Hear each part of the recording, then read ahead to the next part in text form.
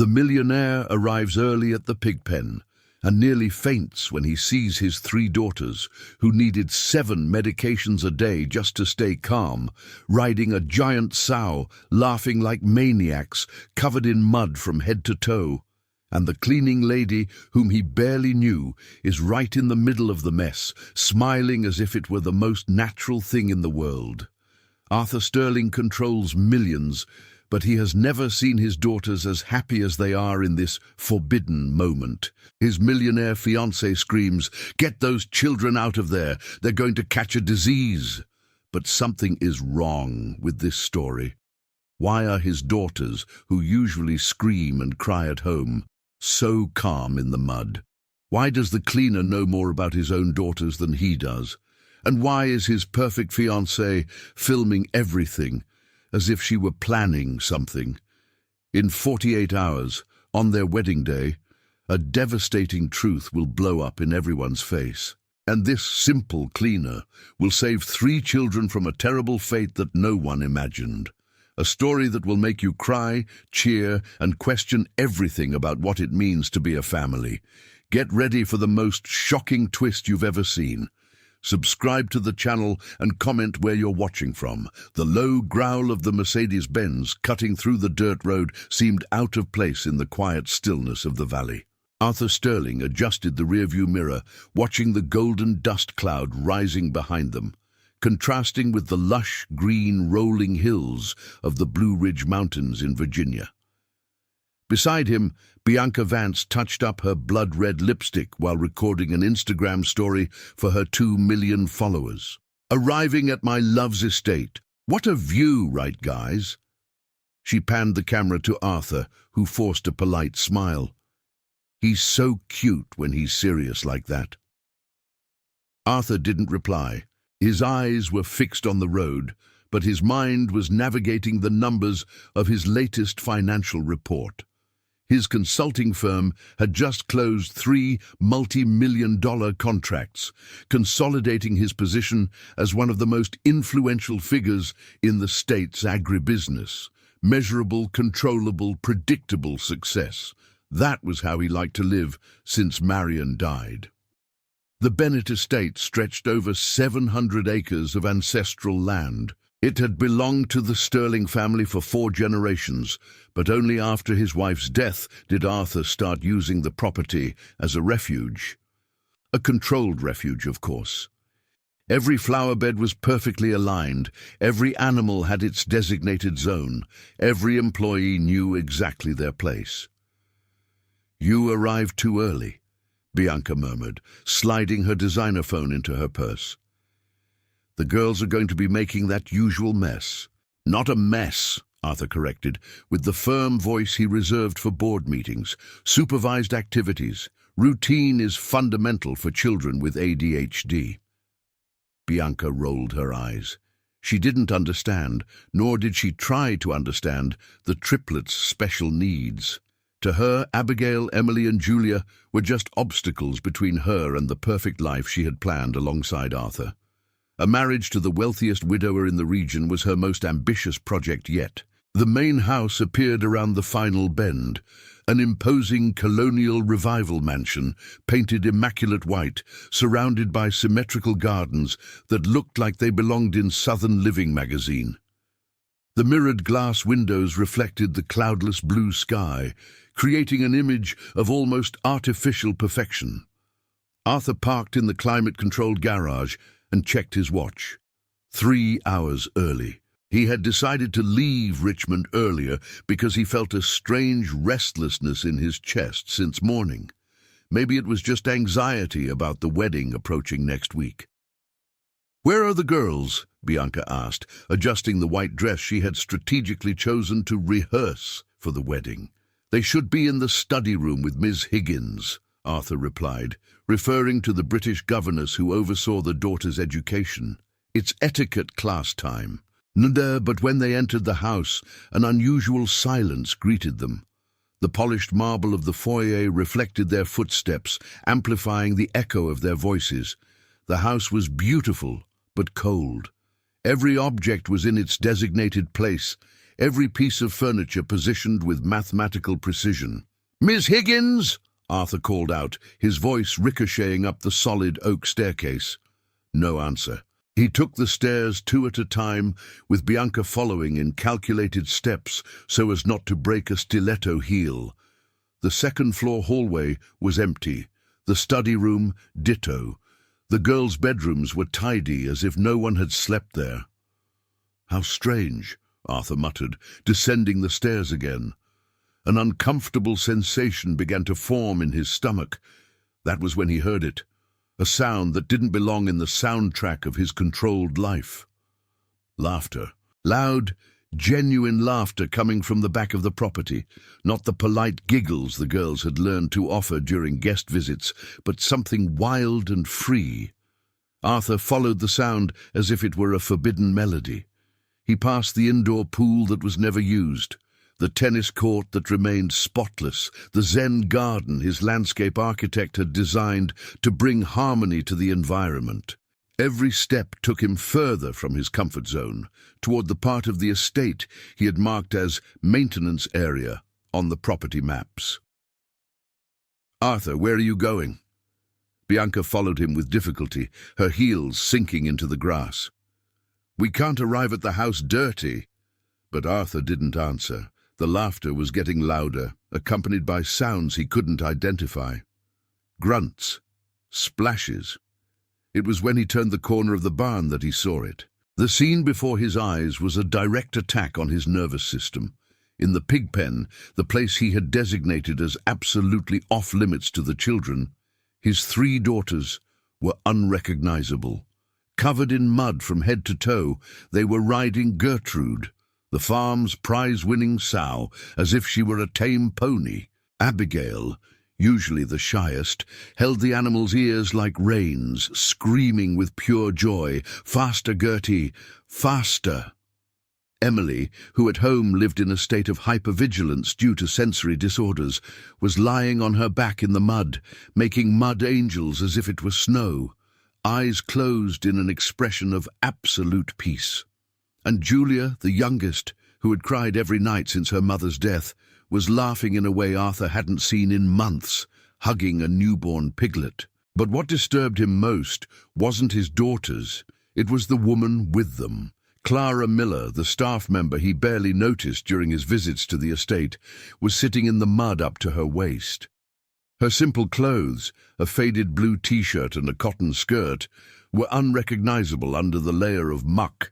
Her brown hair, usually tied in a practical bun, now fell loose over her shoulders, with strands stuck with dirt. And she was laughing with the same intensity as the children, as if that were the most natural place in the world to be. What is this?" Arthur's voice came out as an incredulous whisper. Clara lifted her face toward him. Her brown eyes, usually lowered and respectful when greeting him, now shone with something he couldn't name.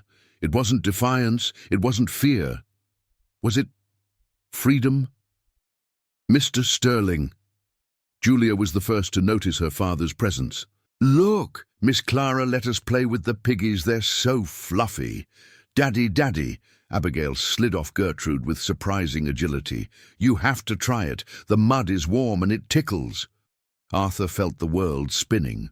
Were these his daughters? The same children who needed 3 types of medication to sleep, who had anxiety attacks when someone moved their toys, who screamed and thrashed when forced to leave the house. There they were, calm, happy, dirty, and normal. "Oh my God!" Bianca finally reached the spot, panting and horrified. "How disgusting! Arthur, get the children out of there immediately. They're going to catch some disease." She pointed her phone at the scene, recording everything. "This is absurd. Total irresponsibility." Clara stood up slowly, with the natural grace of someone comfortable in their own body, regardless of the circumstances. Mud dripped from her tanned arms as she wiped her hands on the apron she wore under the wet t-shirt. "Mr. Sterling," she said, and her voice was soft but firm. "Nothing bad happened. They needed this." Needed this? Arthur felt anger rising in his throat like volcanic lava. Needed to get sick. Needed to get dirty like normal kids, Clara finished, and there was a gentleness in the provocation that disarmed him momentarily. Miss Clara, Emily approached, still holding handfuls of mud. Tell Daddy about earth therapy. Tell him how Gertie helps us stay calm. Therapy? Arthur repeated the word as if it were a curse. Clara took a deep breath as if preparing for something important. The girls arrived here 3 hours ago in a terrible crisis. Abigail was hitting herself, Emily was pulling her hair out, and Julia was having a panic attack because the governess yelled at her. Arthur felt a tightness in his chest. Ms. Higgins doesn't yell. Does she yell because Julia spilled paint in art class? Clara continued, now looking directly into his eyes. She said she was a problem child like her sisters, and that she would never learn to behave. The silence that followed was broken only by the sound of pigs moving in the mud and the girls' soft giggles, who continued playing as if the adult world didn't exist. I brought them here because... Clara hesitated, as if revealing a precious secret. Because the earth calms them, Mr. Sterling.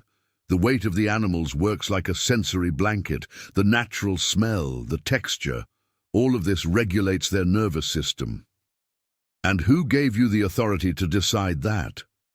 Arthur's voice was getting louder. Who told you that you could put my daughters at risk? Daddy, don't yell at Miss Clara! Abigail placed herself defensively in front of the woman. She's not hurting us. She's taking care of us. Taking care. Bianca laughed with scorn. This is criminal negligence. Arthur, you need to sue this woman. Clara didn't lower her eyes. They weren't at risk, Mr. Sterling. I know every animal on this farm. I know exactly how to handle them. And the girls. She looked at the 3 children with a tenderness that made something shift in Arthur's chest. The girls were suffering. I just wanted to help. Help? Arthur finally exploded. You disobeyed my direct orders. You put my daughters in danger. This is grounds for immediate termination. The smile died on Clara's face. The 3 girls stopped playing instantly, as if a switch had been flipped. Daddy, no! Julia ran to her father's legs, leaving mud marks on his Italian suit. Miss Clara can't go away. She's our friend. She is an employee, Arthur said coldly, and she has just been fired.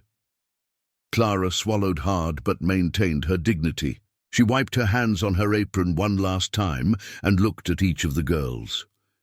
Do you remember what we talked about regarding the brave heart? She asked softly. The 3 nodded with tears in their eyes. Then you are going to be strong, okay? And always remember that you are special, not problematic. Arthur watched the scene with a strange sensation in his chest. There was something in the way Clara spoke to his daughters, something he couldn't name, but recognized as important. Bye, girls, Clara said, kissing each one on the forehead. Take good care of each other. And then, with her head held high and her bare feet leaving muddy footprints on the path, Clara Miller walked away from the triplets' lives.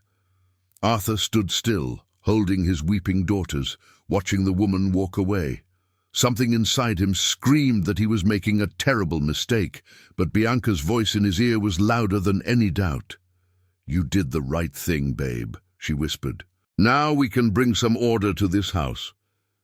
But when Arthur looked down and saw the silent tears on his daughters' dirty faces for the first time in years, he wondered if order was really what they needed. The dried mud on his expensive shoes seemed too heavy to be just dirt. Afternoon was falling over Grace Valley like a golden veil, but Clara Miller walked down the dirt road with eyes blurred by tears she refused to shed. Her bare feet knew every stone, every pothole, every curve of that path she had walked so many times over the last 2 years. This time, however, would be the last. The house she shared with 3 other local workers was 3 miles from the Bennett estate. A simple 2-story house, painted faded blue, with a porch where the women gathered on nights off to share stories and dreams. Clara walked up the creaking wooden steps and found Miss Rose, the cook from the neighbouring farm, peeling cassava. "Child, what's that face for?" Rose looked up from her work, immediately realizing something was wrong. Clara let herself fall into the plastic chair next to her friend. Her clothes were still damp with mud, but she didn't have the energy to worry about it. "They fired me," she said simply. Rose put down the knife and turned completely to Clara. "What do you mean fired? You're the best worker on that farm. The girls adore you." "That's exactly why," Clara sighed, looking at her hands still stained with soil. "The boss caught me with them in the pig pen." The story came out in pieces, like shards of glass cutting her throat.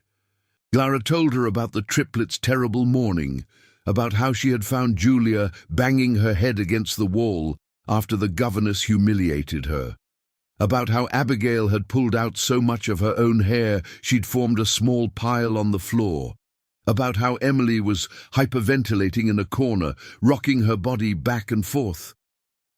"I couldn't stand watching it, Rose," Clara confessed, her voice breaking. "They were suffering so much, and I knew I could help."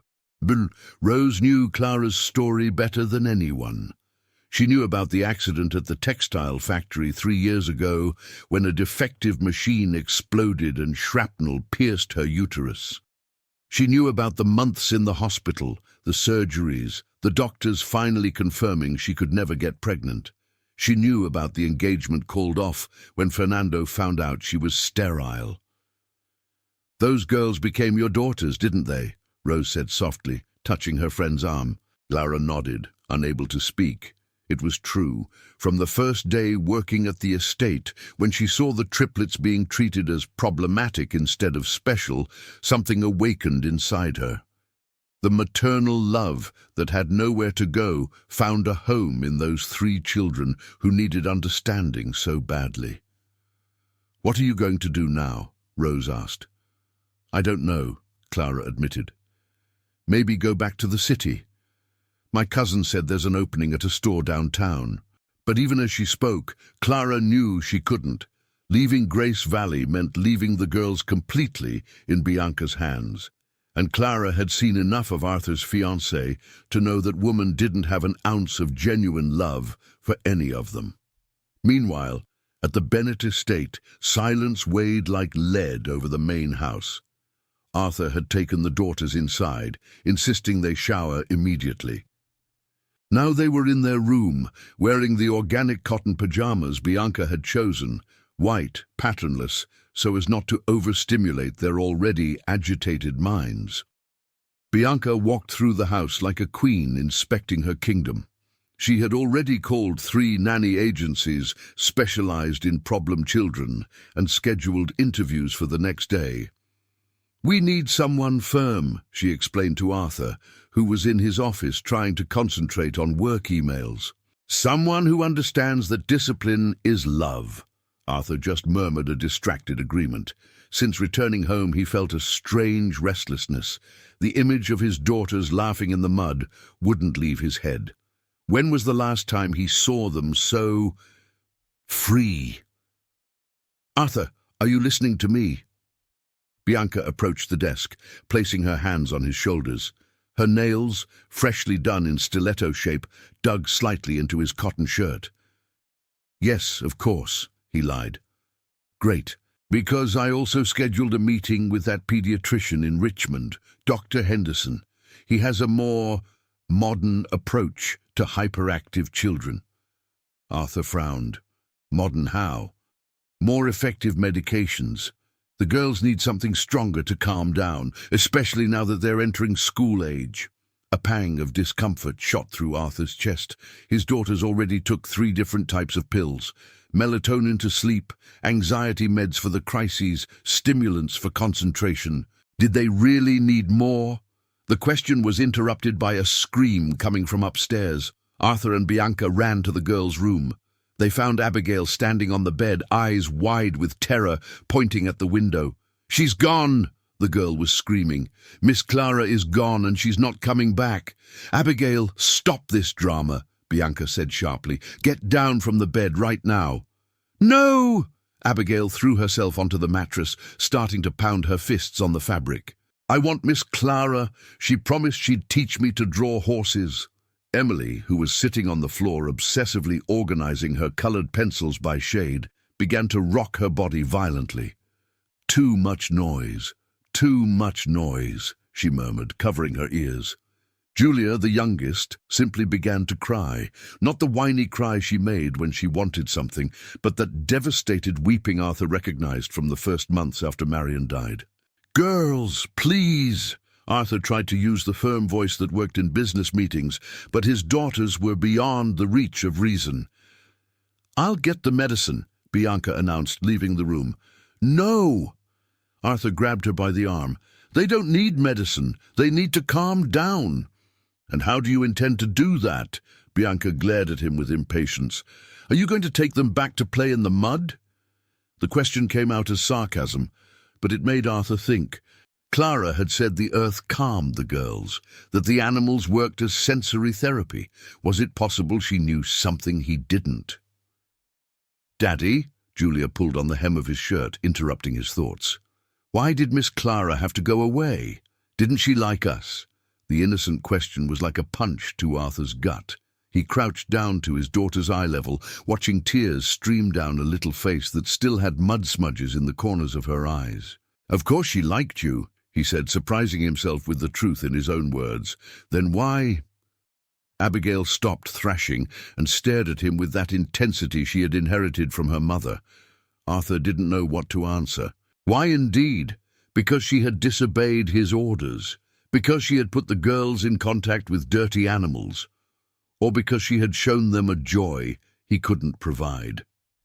That same night, Clara was lying on the thin twin mattress, looking at the peeling ceiling of the room she shared with Teresa, a cleaner in town.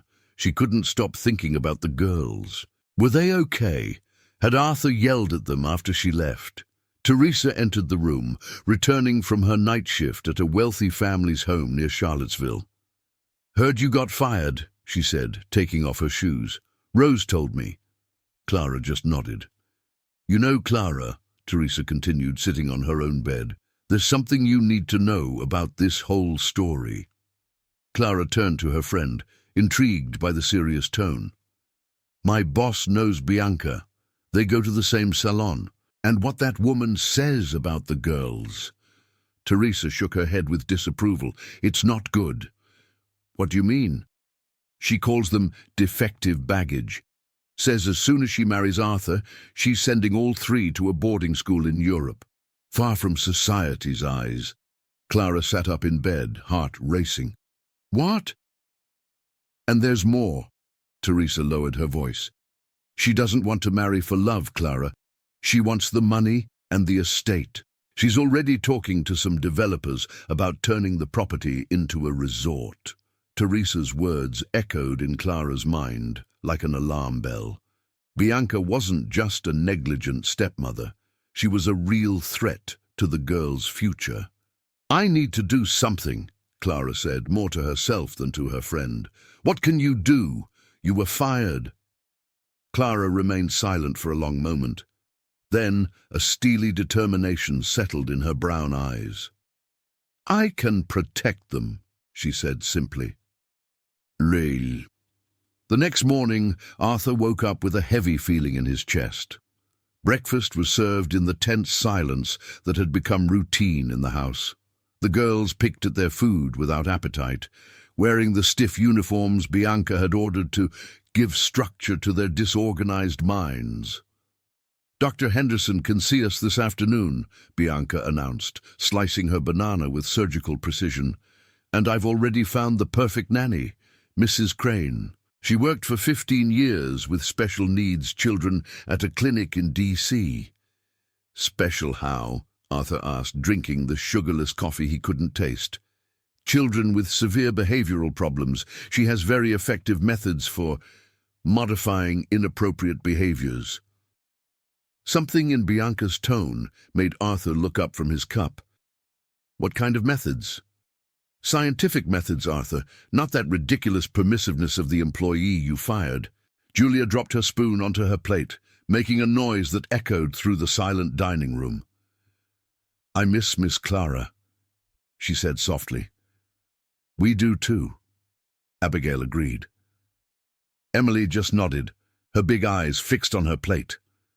Bianca sighed dramatically. "Girls, you need to understand that Clara was not suitable to take care of you. She was just an unqualified employee." "She was our friend," Julia retorted, with a courage that surprised Arthur. "Friends don't exist between employers and employees," Bianca said coldly. "The sooner you learn that, the better." Arthur watched his daughters' faces closing off, like flowers wilting in strong sun. It was the same expression they had before Clara arrived at the farm: resignation, sadness, loneliness. And for the first time since Marion's death, Arthur wondered if he was being a good father. The answer he found in his daughter's empty eyes haunted him for the rest of the day. Meanwhile, across the valley, Clara walked through the Grace Valley Farmers Market. She had decided to use her savings to buy some farewell gifts for the girls. She didn't know how she would deliver them, but she needed to do something. That was when she heard two women talking at the vegetable stand. "They say she's already picked out the school in Switzerland. Poor children don't even know what awaits them." "A shame. They're still so small." Clara approached discreetly. "Excuse me," she interrupted politely. "Are you talking about Arthur Sterling's daughters?" The two women, whom Clara recognized as teachers from the local school, looked at each other. "You're Clara, right?" one of them asked. "The one who looked after the girls at the estate?" Clara nodded. "Then you know how special they are," the other teacher continued. "It would be a tragedy to send them away. They need love, not correction." "How do you know about Bianca's plans?" Clara asked. "She told us herself," the first teacher replied. "She was bragging at Marlette's salon yesterday, said she was finally going to have the life she deserved without problem children getting in the way." Clara felt anger rise in her throat like bile. But along with the anger came something stronger, determination. Those girls needed protection, and if Arthur was too blind to see who Bianca really was, then Clara would have to find a way to open his eyes. The afternoon was falling when Clara made the decision that would change everything. She would go back to the estate, not as a fired employee, but as the only person who truly loved those children enough to save them. 2 weeks had passed since Clara's firing, and the Bennett estate had transformed into something Arthur no longer recognized. The silence he had once prized now weighed on the house like a shroud. It wasn't the organized quiet he had planned. It was something far more disturbing. Mrs. Crane arrived 3 days after Clara left. A 60-year-old woman, thin as a twig, with small, hard eyes that resembled steel ball bearings. She wore immaculate white uniforms and carried a leather satchel full of modern behavioral methods and bottles of medication Arthur had never seen before. "Hyperactive children need rigid structure," she explained on the first day, organizing the pills in alphabetical order. "Permissiveness is the enemy of mental order." Bianca had approved immediately. Arthur, busy with a corporate merger demanding all his attention, had delegated the daughter's care completely to the new nanny. Now, watching the triplets during dinner, he began to question that decision. Abigail, who used to run through the hallways with boundless energy, was sitting stiffly in her chair, cutting her meat into perfectly symmetrical pieces. Her eyes, once bright with curiosity, looked like frosted glass. Emily, who used to compulsively organize her objects when anxious, now simply sat motionless, hands folded in her lap. The repetitive behavior had ceased completely, along with any sign of life in her gaze. Julia, the youngest, worried Arthur the most. She had stopped speaking, completely. For 5 days, she hadn't uttered a single word, only nodding or shaking her head when asked something. "They are very well behaved," Bianca commented, cutting her grilled salmon with precision. "Mrs. Crane has a firm hand." "Too behaved," Arthur murmured, more to himself. "What do you mean?" Arthur looked at his daughters again. They ate in almost robotic synchronization, as if they had been programmed. There were no conversations, laughter, not even the little mischiefs they used to get into during meals. They seem different. Different as a civilized family should be, Bianca retorted, taking a sip of the French wine she had chosen herself to accompany dinner. Finally, we have peace in this house. Peace. Was that the word that defined what Arthur felt? Because if it was peace, why did he feel as if something precious had died inside his own home? May I be excused? Abigail asked, with a monotone voice that didn't sound like hers. Of course, dear, Bianca answered before Arthur could. Mrs. Crane is waiting for you in the study for evening medication. The three girls stood up in unison, like little soldiers marching to battle. Arthur watched them leave the dining room, noting how their steps were measured, controlled. Where was the Abigail who tripped over her own feet from so much excitement? Where was the Emily who stopped mid-path to reorganize some object she deemed out of place? Where was the Julia who always asked to be held before sleeping? Arthur, are you okay? Bianca touched his hand with perfectly manicured nails. I'm thinking if we aren't exaggerating on the medication. Exaggerating, Bianca laughed, but there was a forced note in the sound. Dr. Henderson was very clear. Children with severe ADHD need intensive pharmacological intervention during adaptation periods. Adaptation to what? To real life, Arthur, Bianca sighed, as if explaining something obvious to a child. They can't live forever in this fantasy world where they can do whatever they want. The boarding school in Switzerland has rigorous standards. Arthur felt a chill in his stomach. Boarding school? Oh, you knew we would eventually have to make that decision, Bianca said, avoiding his gaze. The girls need specialized education, and we need time to build our own family. Our own family, Arthur repeated slowly. Our children, Arthur. Children born healthy and normal. Bianca's words echoed in Arthur's mind like gunshots.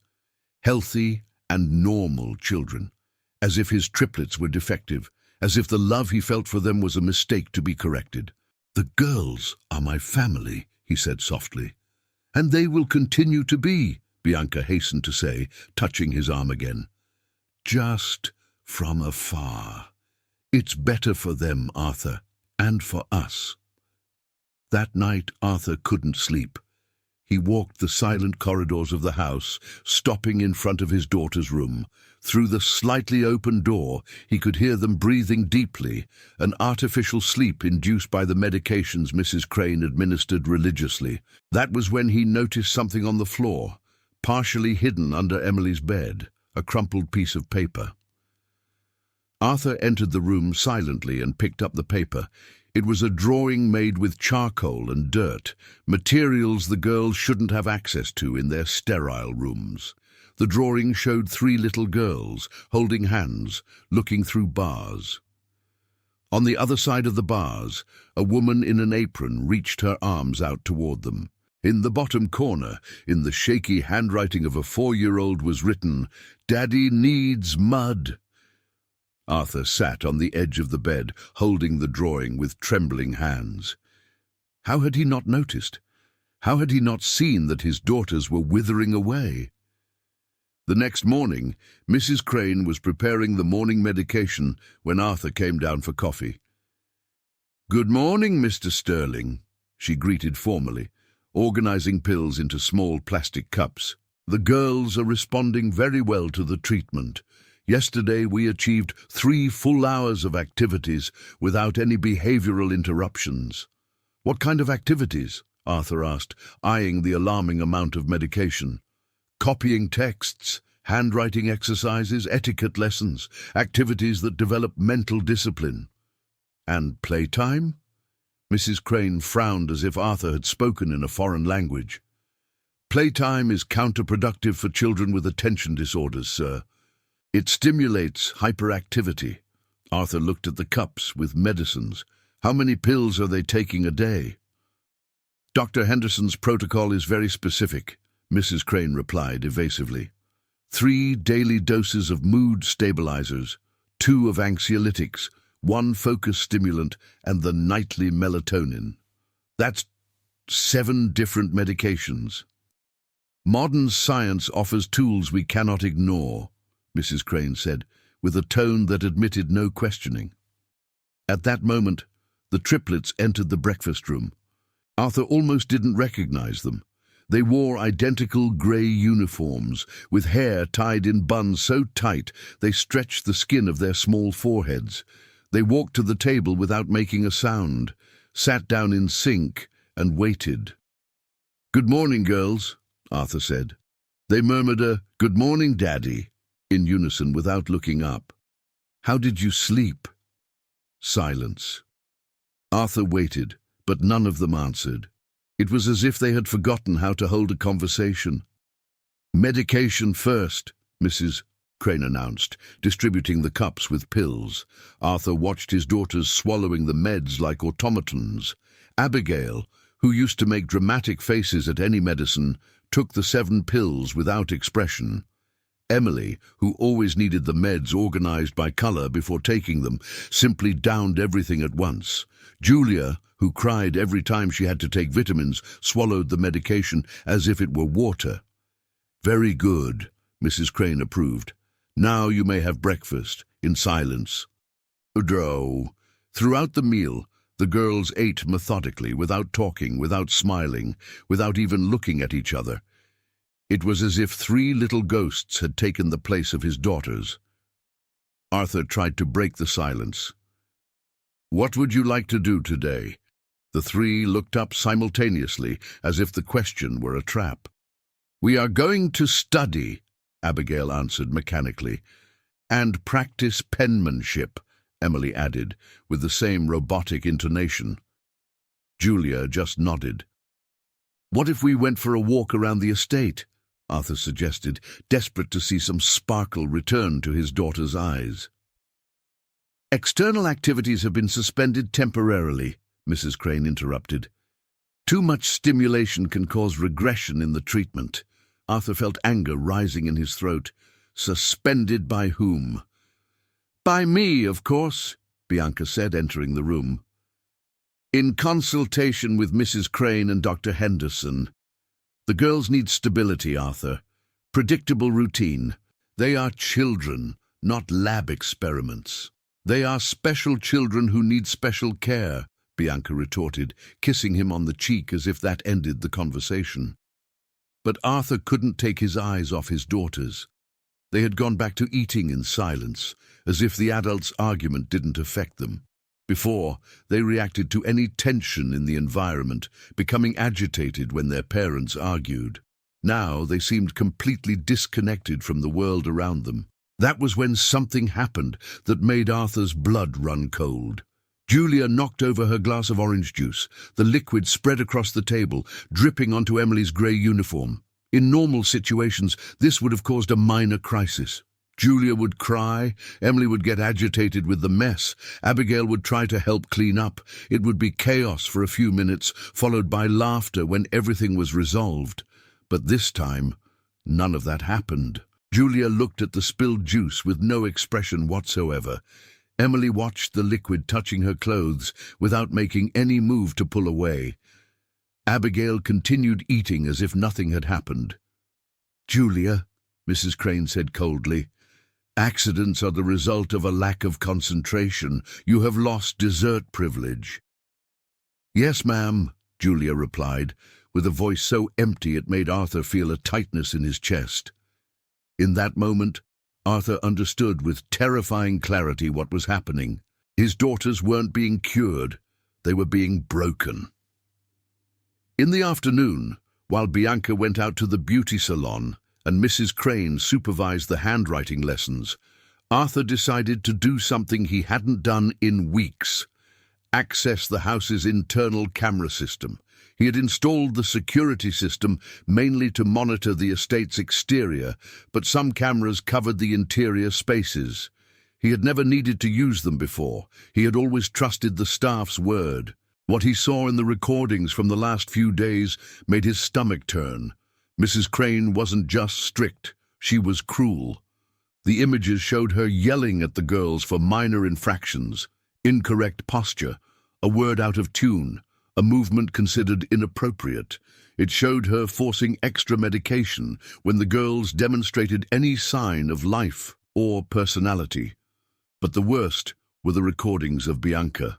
In moments, she thought she was alone with the triplets. Her mask of a concerned stepmother fell completely. Arthur saw her throwing the girls' favorite toys in the trash, saying that freaks don't deserve normal toys. He saw her talking on the phone with someone about getting rid of those little pests as soon as the idiot signed the marriage papers. But the recording that definitely broke something inside Arthur was from 2 days prior. Julia had asked an innocent question about when Miss Clara would come back. Bianca had crouched down to the girl's height and whispered with venom, "Your darling Miss Clara abandoned you because you are defective. No one can stand problem children like you for very long." Arthur slammed the laptop shut so hard the screen nearly cracked. For the first time in 2 years, his mind was completely clear. He saw with brutal sharpness how he had been manipulated, how he had allowed them to destroy his daughters in the name of an order that was never really about them. It was about his own fear of not being the father they needed. Marion had died, leaving him with 3 special girls he didn't know how to love the right way. Instead of learning, he had tried to mold them to what he thought he could control, and he had almost lost them forever. That night, Arthur cancelled the rehearsal dinner scheduled for the next day. He told Bianca he was feeling unwell and locked himself in his office. But he wasn't sick, he was planning.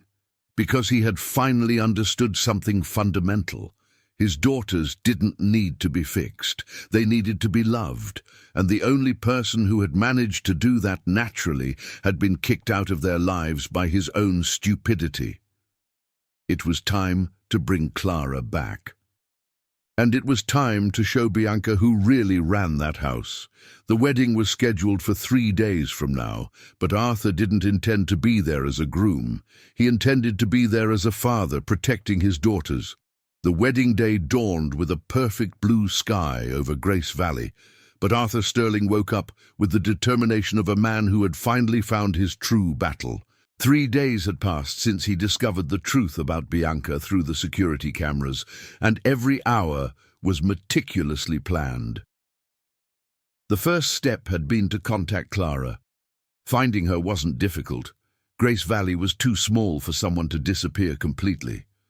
Arthur looked for her at the house she shared with other workers, appearing at her door late one afternoon, with eyes red from crying for the first time in years. "I need your help," were his first words when Clara opened the door, surprised to see him there. "Mr. Sterling?" Clara held a dish towel in her hands, wearing a simple blue cotton dress that highlighted her brown eyes. "You shouldn't be here." "The girls," Arthur said, and his voice broke. They aren't my daughters anymore, Clara. I let them take their souls." Clara ushered him inside, served him black coffee in a humble white porcelain cup.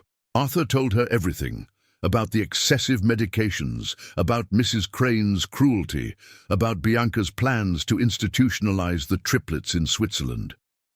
With every word, he saw the pain grow in Clara's eyes. "Do they ask for me?" Clara asked softly, when Arthur finished his confession. "They used to," Arthur replied, and the truth hurt like a blade. "Now they don't ask anything anymore. It's like they've given up." Clara closed her eyes, breathing deeply. When she opened them again, there was a steely determination in them that Arthur recognized as familiar. It was the same expression Marion had when fighting to protect someone. "What do you want me to do?" "I want you to help me give my daughters their lives back," Arthur said, "and I want Bianca to pay for what she did." The plan was audacious in its simplicity. The civil ceremony would be held at the estate itself, in the garden Bianca had ordered, decorated with imported white flowers and arrangements that cost more than most employees' annual salary. 50 guests, all from Virginia's high society, including politicians, business people, and the cream of the rural aristocracy. Bianca had planned every detail to create the perfect event for her social media. She wanted photos that showed her rise to the top of the social pyramid, her conquest of the region's most coveted widower. What she didn't know was that Arthur had discovered something else during his investigations over the last few days. Not just the plans to institutionalize the daughters, but also the financial scam she planned to pull. Bianca had already forged some documents, quietly transferring shares of Arthur's company to ghost accounts. She had accomplices, including Dr. Henderson, who received kickbacks for the unnecessary medications prescribed to the girls. On the morning of the wedding, Mrs. Crane prepared the triplets as usual. Stiff uniforms, heavy medication, instructions to stay quiet and not embarrass their father. The girls obeyed like automatons, wearing the white dresses Bianca had chosen for them, their small faces void of any emotion. Arthur descended the main staircase, but he wasn't wearing the Italian tuxedo Bianca had ordered. Instead, he wore jeans, a simple cotton shirt, and work boots, the same clothes he used when helping with farm activities on weekends, before his life became a prison of perfection. "Arthur!" Bianca ran up the stairs, stunning in her wedding dress that cost more than a mid-range car. "What is this? Where's your tuxedo?" "I won't be needing it," Arthur replied calmly. "Oh, what do you mean? The ceremony starts in an hour. The guests are already arriving." Arthur looked at Bianca, really looked, for the first time in months. He saw beyond the beauty constructed with surgeries and expensive treatments, beyond the smile she used as a mask. He saw the coldness in her blue eyes, the calculator behind the romantic facade. "You're right," he said. "The ceremony starts in an hour, but it's not going to be the wedding you're expecting." Before Bianca could ask what he meant, Arthur went down the stairs and walked out the back door. Clara was hiding in the barn, as they had agreed. She had arrived before dawn, bringing 3 cloth sacks full of surprises. When Arthur arrived, she was organizing everything carefully. "Did you get it?" she asked, without looking up from her work. "I got it," Arthur confirmed, showing her a flash drive. "All the camera recordings, plus the documents proving the financial fraud and the medication scheme," Clara nodded. "And the girls." "Mrs. Crane will bring them to the garden in 15 minutes as rehearsed. They think they're just going to watch the ceremony." "Arthur," Clara stood up, wiping her hands on her apron, "are you sure about this? Once we start, there's no going back." Arthur looked at the woman who had saved his daughters without even realizing it. Clara was wearing a simple floral dress, hair loose over her shoulders, no makeup other than a subtle lip gloss. She was the absolute opposite of Bianca, natural where the other was artificial, genuine where the other was calculating, loving where the other was cold. "Clara," he said, and for the first time in years his voice carried real emotion, "you showed me that I was raising my daughters with fear instead of love. If there is anyone in this world I trust to help me be the father they deserve, it's you." Clara smiled, that luminous smile that had won over the triplets from day one. "Then let's give them their childhood back." The ceremony was scheduled to start at 4 in the afternoon. At 3:45, the guests were seated in white chairs decorated with silk ribbons. The officiant reviewed her papers, photographers tested equipment, the string trio tuned their instruments. Bianca was radiant, posing for pre-ceremony photos with her bridesmaids. Her dress was a dream of French lace and Swarovski crystals, the cathedral veil spreading over the lawn like a cloud. She was constantly recording stories, narrating every moment of her perfect day. The triplets were seated in the front row, motionless as little porcelain dolls. Mrs. Crane had doubled their morning medications to ensure they wouldn't cause problems during the ceremony. They stared ahead without seeing, little ghosts dressed in white. At 4 o'clock sharp, the wedding march began to play. Bianca started her triumphant walk down the aisle of rose petals. She smiled at the guests, waved discreetly at the cameras, savored every second of her social ascent, but when she reached the improvised altar, Arthur wasn't there. The music stopped abruptly. Guests murmured, confused. Bianca looked around, searching for the groom with growing desperation. That was when Arthur appeared. But he didn't come from where expected. Instead, he emerged walking calmly from the back of the property, carrying a laptop under his arm. His steady steps echoed in the confused silence that had taken over the garden. "Arthur," Bianca whispered, her perfect smile starting to crack. "Where were you? What are you doing?" Arthur didn't answer immediately. Instead, he connected the laptop to the sound system that had been installed for the ceremony. The large screen that was supposed to show romantic photos of the couple lit up, showing only the blue desktop. "Ladies and gentlemen," Arthur said, his voice amplified by the speakers, "thank you for being here today. You came to witness a wedding, but instead you are going to witness something much more important, the truth." "Arthur, what are you doing?" Bianca tried to approach, but he stopped her with a gesture. "During the last few months," Arthur continued, looking directly at the shocked guests, "many of you congratulated me for finally bringing order to my daughter's upbringing, for finding a woman who would help me control 3 children you considered problematic." The triplets lifted their heads for the first time, confused but attentive to their father's altered voice. "Well then," Arthur clicked on the laptop, "I want to show you what bringing order to the lives of special children really means." The first recording that appeared on the screen showed Mrs. Crane yelling at Julia for dropping a pencil. The woman forced extra medication into the 4-year-old's mouth while saying, "Defective children need to learn not to bother adults."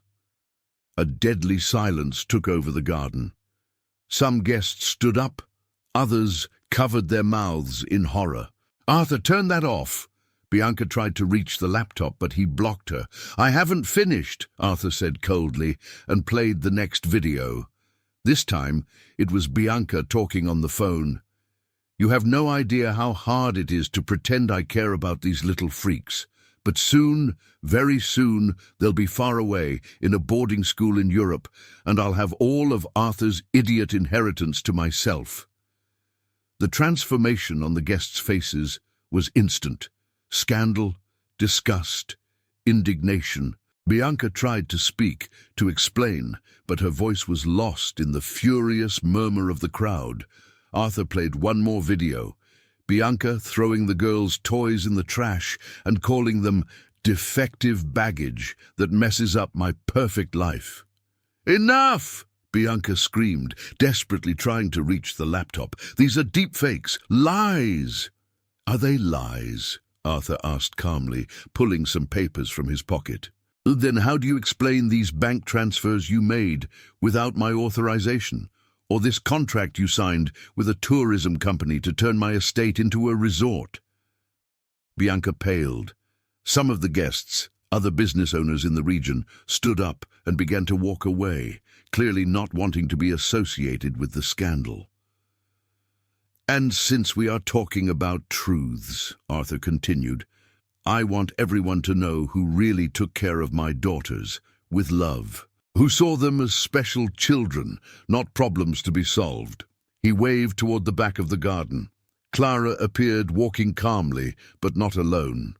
Abigail, Emily and Julia ran ahead of her, and for the first time in weeks, there was life in their eyes. The girls were no longer wearing the starched dresses Bianca had chosen. Instead, they wore simple, comfortable clothes, colorful dresses, soft flats, hair loose. They looked like children again. "Daddy!" Julia was the first to speak, the first word she had said in days. She ran to Arthur and threw herself into his arms. "Miss Clara is back. She brought the baby piggies for us to meet." Arthur hugged his daughter, feeling her tremble with life and energy again. Abigail and Emily joined the hug, all talking at the same time, telling about the morning they had spent with Clara in the barn. "How dare you?" Bianca exploded, losing her composure completely. "I am the bride. Today is my day. These problem children have no right to ruin my life." "Our life?" Julia turned to Bianca with the brutal innocence of children. "But you said we were going to live far away because we are defective." The girl's sincerity echoed through the garden like a gunshot. Some guests began to leave, visibly indignant. Others took photos and recorded videos, documenting the scandal. "I never said that," Bianca lied desperately. "Yes, you did," Abigail spoke, stepping out of her father's embrace. "Yesterday you said we are freaks and that normal people can't stand to be around us. And that our mommy died because she didn't want to see us anymore," Emily added, making Arthur feel a murderous rage. "You are children," Bianca screamed. "You don't understand anything. You make things up." That was when Clara approached, holding her phone. "They aren't making anything up," she said calmly. "I have everything recorded here." Bianca's eyes went wide. You were recording?" "Since the day I was fired," Clara confirmed. "I knew one day I'd need to prove the truth about how these children were being treated." The revelation was the final straw. Bianca went into complete panic. She saw her dream of a luxurious life crumbling, saw the cameras filming her public humiliation, saw the VIP guests backing away from her as if she were contagious. "This isn't over," she shrieked, ripping the veil from her head and throwing it on the ground. "I'm going to sue all of you. I'm going to destroy this family." And then she did something no one expected. She started to run. Not a dignified or strategic run, a desperate flight, tripping over the voluminous dress, trying to reach her car at the front of the property. But Bianca had forgotten one thing. She was wearing 5-inch heels and a dress with a 15-foot train. In her haste to escape the humiliation, she took the shortcut through the back of the house. The shortcut that passed straight by the pig pen. The triplets, who had spent the morning playing with Clara in the barn, had left the pig gate open. Gertrude and her family were grazing freely in the yard when they saw a white, hysterical figure running toward them. What happened next was a sequence worthy of cinema. Bianca tripped over the low fence that marked the animal area. Her shoe heel broke, causing her to lose balance. She tried to grab onto the barbed wire, but the delicate fabric of her dress tore. And then, in cinematic slow motion, Bianca Vance, digital influencer, socialite, fiancée of the region's richest man, fell backward into the deepest, muddiest part of the pig pen. The impact was spectacular. Mud splashed everywhere, completely covering the French lace dress. The veil that had gotten snagged on the fence fluttered in the wind like a flag of surrender.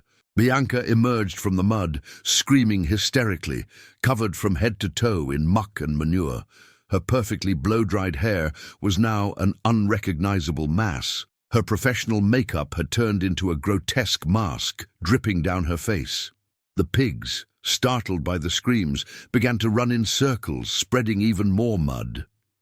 Gertrude, the matriarch of the group, grunted indignantly at the invasion of her territory. From the garden, the few remaining guests watched the scene slack-jawed. Some people laughed openly, others recorded videos that would certainly go viral before nightfall.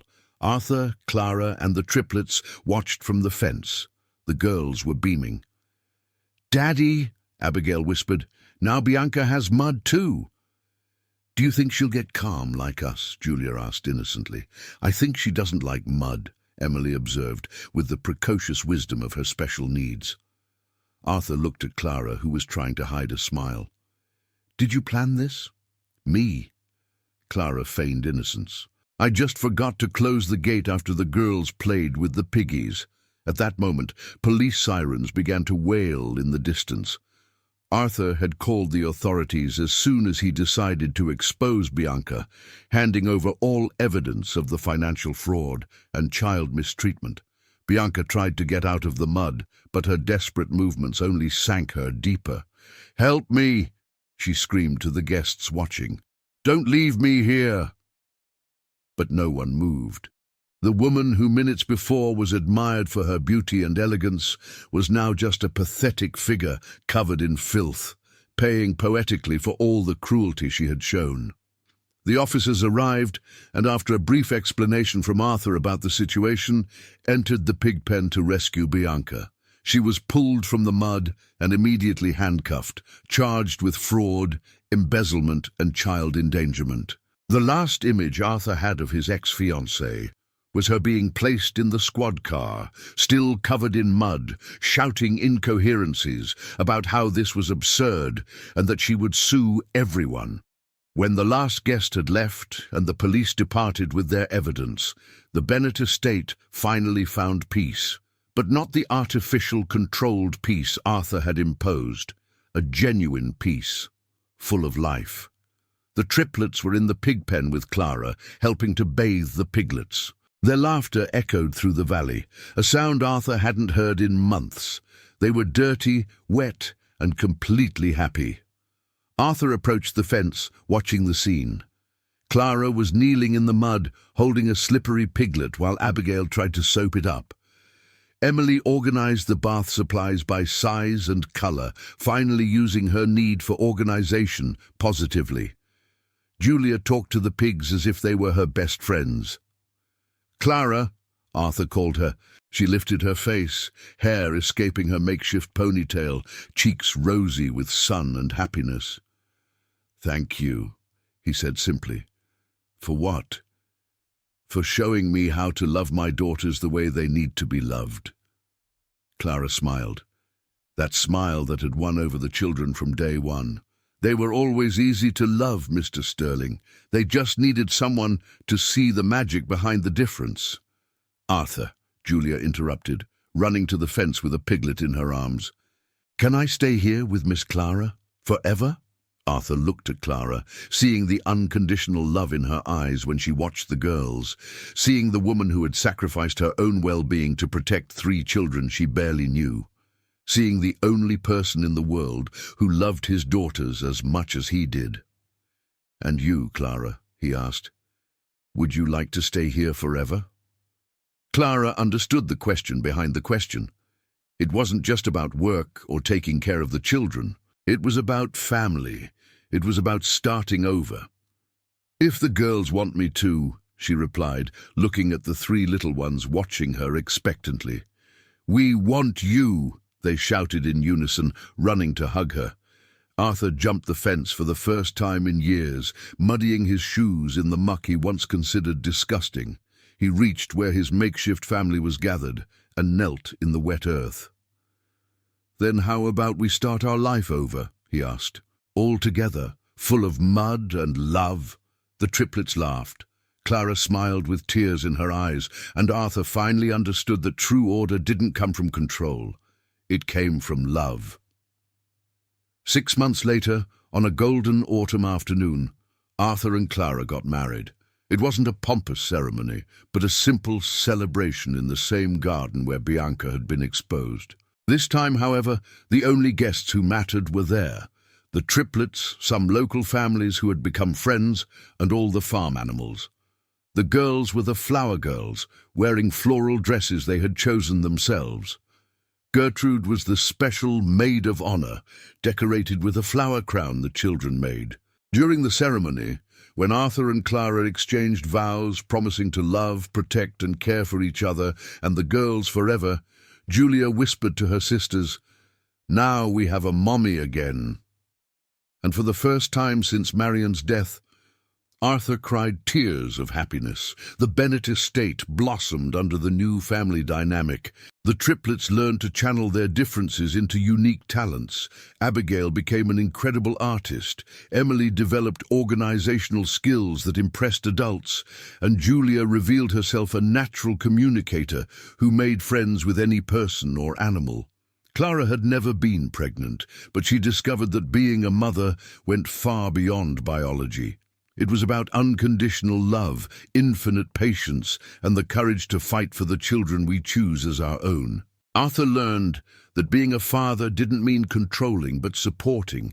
It didn't mean fixing but celebrating, and that sometimes The greatest proof of love is letting the people we love be exactly who they were born to be. In the final scene, the camera slowly pulls away from the farmhouse, showing the family gathered on the porch. Arthur is in simple work clothes. Clara wears a floral apron while preparing dinner, and the triplets play on the lawn with a new litter of piglets. There is no dramatic music or explanatory dialogue, just the sound of laughter, the murmur of loving voices, and the soft wind rustling the trees. It is the soundtrack of genuine happiness.